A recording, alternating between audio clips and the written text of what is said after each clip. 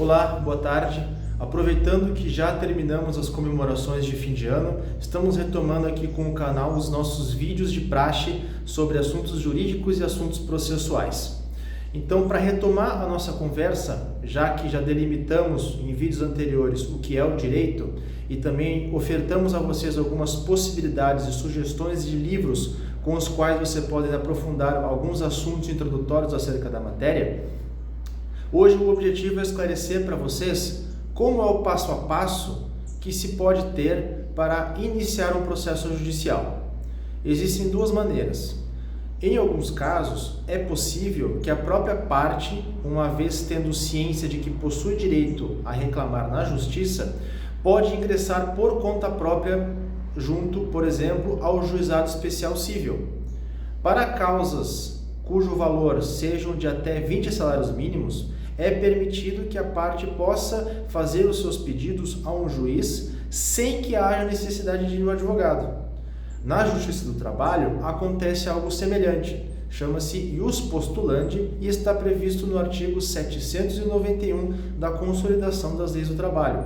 Nela se permite que o empregado possa reclamar aquilo que entende ser devido a um juiz do trabalho, contanto que haja alguns limites em relação à matéria. Por exemplo, ele não poderia recorrer ao Tribunal Superior do Trabalho, mas de modo geral, ele pode agir normalmente sem a necessidade de um advogado.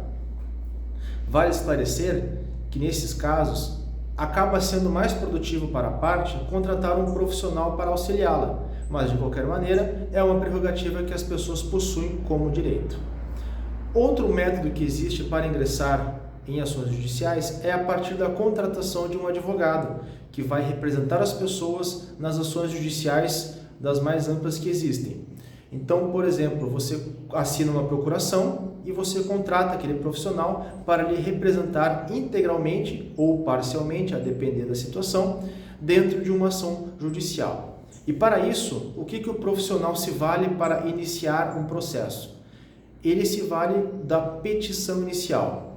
É a partir dela que todo o fato que aconteceu com aquela pessoa, todas as circunstâncias são postas num material único e exclusivo para que o juiz possa apreciá-lo. Mas qualquer tipo de informação pode ser colocada numa petição inicial? Ela é um texto solto? Como funciona?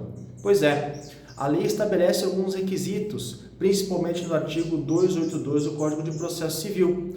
Neles estão elencados alguns requisitos que o profissional deve cumprir para que a petição inicial seja aceita pelo juiz. Ou seja, não é qualquer assunto e tampouco não é qualquer tipo de formatação lógica entre os assuntos que são aceitos. Então, normalmente, o que os profissionais fazem? Nós iniciamos com um endereçamento da ação, para qual vara, por exemplo, do trabalho, uma vara judicial ou mesmo uma vara de família e sucessões, para qual vara aquele processo vai.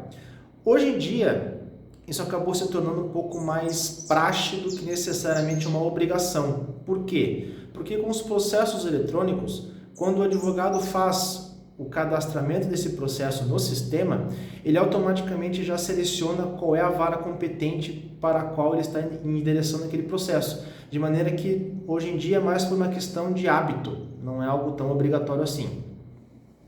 Depois disso, é importante que se coloque a qualificação das partes.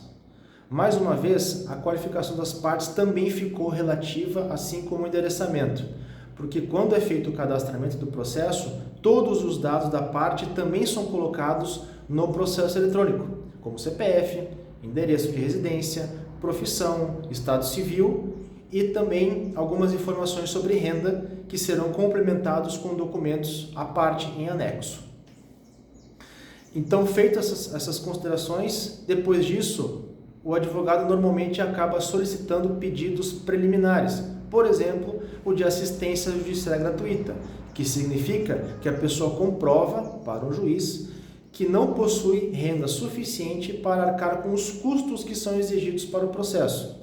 Não sei se todos sabem, mas a regra geral é que para entrar com o processo judicial, as partes deveriam pagar para tanto, um valor proporcional ao valor da causa que está se exigindo naquele processo. Ocorre que, em razão das questões financeiras que existem no Brasil, muitas pessoas acabam solicitando, por não terem condições financeiras de abraçar esses custos todos, a assistência judiciária gratuita, que não apenas exime a parte de ter que pagar um valor inicial para entrar com a ação, como também exime essa pessoa de ser condenada em honorários de sucumbência, ou seja, aqueles honorários que são pagos para a parte vencedora, para o advogado da parte vencedora. Então a JG ela exime disso também, fazendo com que haja uma vantagem econômica bastante significativa que permite que mesmo pessoas de baixa renda possam exercer o seu direito constitucional de ingressar na justiça sem que a parte financeira seja necessariamente um empecilho. Depois disso, feitas essas questões preliminares, é fundamental que o advogado explique para o juiz quais são os fatos, o que aconteceu, por que aquela ação está sendo ingressada na justiça. A parte sofreu um dano, ela sofreu um prejuízo, é um dano material, um dano moral, houve uma demissão injusta, o que aconteceu? Quais são as particularidades do caso, datas de acontecimento, quais são os documentos que existem, ou seja, é nesse momento que o advogado conta literalmente uma história para o juiz. E esse ponto ele é principal, por quê? Porque a gente tem que pressupor que o magistrado, em razão dos seus longos anos de estudo, não apenas ao longo da sua formação, mas também para ser aprovado num concurso público que é de extrema dificuldade, se entende que ele já tem um conhecimento prévio sobre quais são os direitos daquela pessoa. Então, o principal fator que traz mudanças numa petição inicial é você conseguir trazer elementos que embasem uma história bem contada, obviamente verdadeira, mas que embasem o que aconteceu com aquela pessoa, como aconteceu, por que aconteceu e quais são as circunstâncias específicas. Esse é o ponto principal de qualquer ação judicial, ou pelo menos da maioria delas. Feitas essas considerações em relação aos fatos, é importante que se faça uma análise de que maneira aqueles fatos se enquadram a um direito posto, ou seja, onde no Código Civil, ou onde no Código Penal, ou onde na consolidação das leis do trabalho, aquela pessoa possui direitos em relação aos fatos que ela acabou de narrar. Como eu disse, é importante fazer isso? Mas o principal mesmo é você conseguir fazer a narrativa dos seus fatos de forma a torná-los convincentes e apresentar provas que corroborem esses fatos narrados. A questão do direito, ela é, de certa forma, importante? Sim, mas na maioria dos processos é a história que conta mais do que efetivamente você dizer para o juiz qual é o artigo de lei que está o seu fato. Isso normalmente ele já sabe. Então, trazer documentos. Então, por exemplo, quando vocês forem numa consulta com um advogado para resolver algum problema que vocês tenham, pensem no seguinte: preciso levar documentos que corroborem, que comprovem, que tornem verídico a minha história, a minha situação, sobre o que aconteceu, como aconteceu e por que aconteceu. Esse é o principal. Feitas essas questões em relação aos fatos e elencados do direito, por exemplo, colocando jurisprudências, analisando os artigos de lei, e nesse caso vale também ressaltar que muitos advogados colocam com certa prudência esses dados todos, justamente para não exagerar na petição inicial. Vale sempre destacar que hoje em dia o judiciário tem muito trabalho pendente. Então, se a gente acaba colocando excesso de informações em relação a assuntos que, como eu disse, o juiz já sabe, provavelmente sequer vão ser lidos. E não é uma crítica, é apenas um fato e é aceitável que assim seja em razão do alto volume de trabalho com o qual o judiciário lida hoje em dia.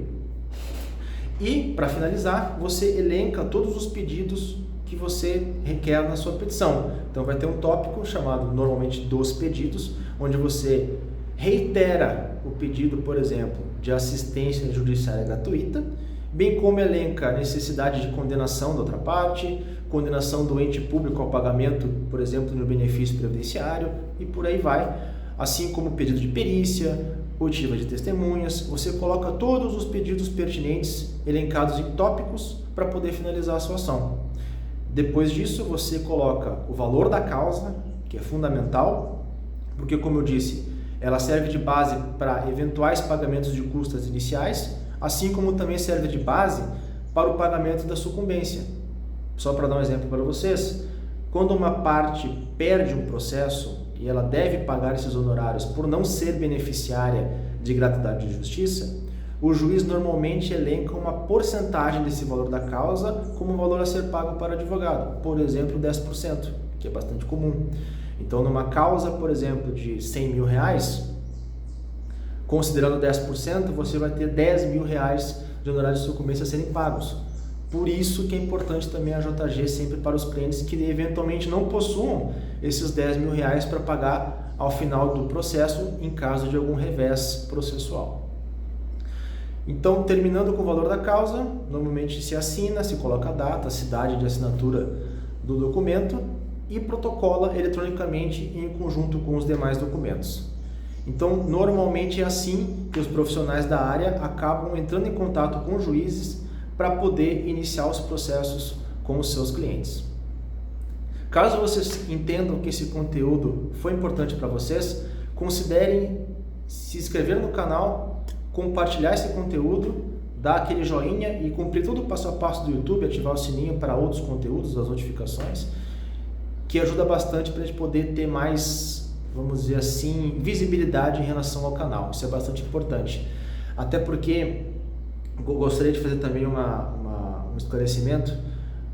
Por mais que o YouTube ele tente dar mais relevância a vídeos curtos, por exemplo, 2, 3 minutos, principalmente nos shorts, que hoje em dia é o que mais está na moda, quando a gente tenta tratar de assuntos que são intelectualmente um pouco mais complexos, é importante que a gente despenda um pouco mais de tempo para poder analisar esses assuntos. No nosso caso, eu tento sempre manter mais ou menos os vídeos em torno de 11, 12, 13 minutos, o que na realidade já é um resumo bem grande da matéria. Afinal de contas, a gente poderia falar sobre petição inicial e os requisitos da petição inicial, bem como outros princípios relacionados a condições da ação, pressupostos processuais, que poderiam ser estudados, por exemplo, por um semestre inteiro numa faculdade. Então, não tem como a gente acabar fazendo um resumo tão grande assim a ponto de revisar e resumir esses conteúdos em vídeos excessivamente curtos. Então, por isso que dar o like e se inscrever no canal auxilia muito para que o YouTube entenda que esse tipo de conteúdo haja engajamento.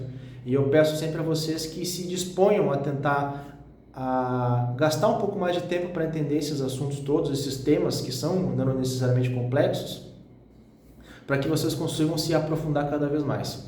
E também eu vou colocar aqui na descrição um linkzinho de uma petição feita por nós para que vocês consigam entender realmente de forma visual como é que funciona o trabalho de um advogado quando inicia uma petição desse tipo, inicia um pedido dos seus clientes junto ao judiciário, tá bem? Então, novamente, considerem fazer o passo a passo do YouTube e desde já agradeço imensamente pela atenção. Até a próxima.